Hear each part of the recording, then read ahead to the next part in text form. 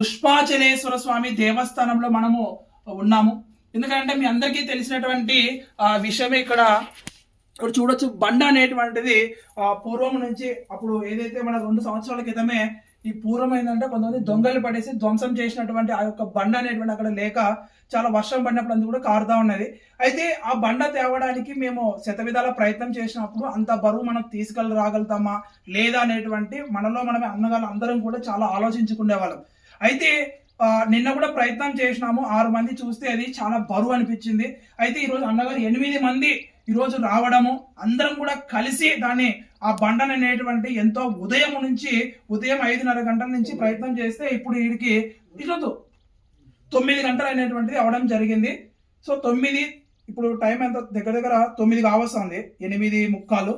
అయితే ఈ 8:45 సమయంలో మనం ఈ బండ తీసుకొచ్చి పైన కూర్చోబెట్టడం జరిగింది. అయితే ఇందుకు శ్రమించినటువంటి అన్నగారికి ప్రత్యేకమైనటువంటి ధన్యవాదాలు తెలియజేస్తాను. ఎందుకంటే ఇది ఒక డబ్బుల కోసమో లేదంటే ఒక కూలి కోసమో కాదండి. ఇది ఎంతో భక్తి భావం. అలాగే ఈ కోట్లూరు పంచాయతీలో మా గుడి మేము బాగుపడాలి, మేము అందరం కూడా ఐకమత్యంగా ఉంటాము, భావి తరానికి మేము తెలియచేయడానికి ఈరోజు అన్నగారు అందరూ కూడా ముందుకు వచ్చేసి ఈ బండ కోసము కొండపైకి తీసుకురావడం, అందరూ కూడా అక్కడ కూర్చోబెట్టడం చాలా సంతోషం. ఎంత ఏంటంటే మేము అందరం కూడా కలిసిమెలిసి ఉన్నాము. సో మా ఊరు మా గుడి బాగుంటే మా ఊరు కూడా బాగుంటుంది అనేటువంటి ఒక బలమైనటువంటి సంకల్పంతో ఈరోజు రావడం జరిగింది. అన్నగారు అందరికీ కూడా మేము పాదాభివందనం తెలియజేస్తాం. ఎందుకంటే ఈ యొక్క మహత్కరమైనటువంటి కార్యక్రమం కాబట్టి చాలా సంతోషమైన విషయము.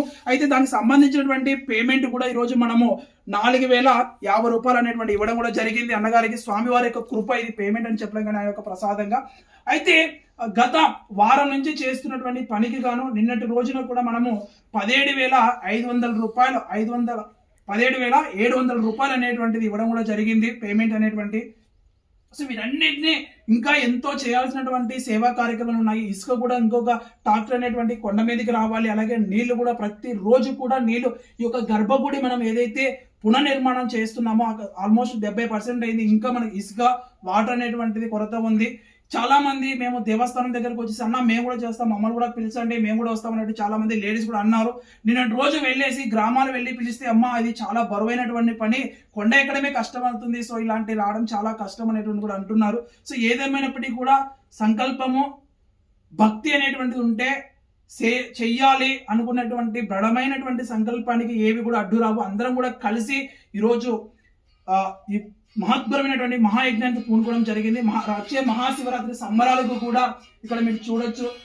స్వయంభూ శ్రీ పుష్పాచలేశ్వర స్వామి దేవస్థానంలో పునఃప్రారంభమైన తర్వాత 2వ సంవత్సరం మహాశివరాత్రి సంబరాలు అనేటువంటివి అంగరంగ వైభవంగా జరగడానికి మేము తీసుకున్నటువంటి మహత్వమైన కార్యక్రమం.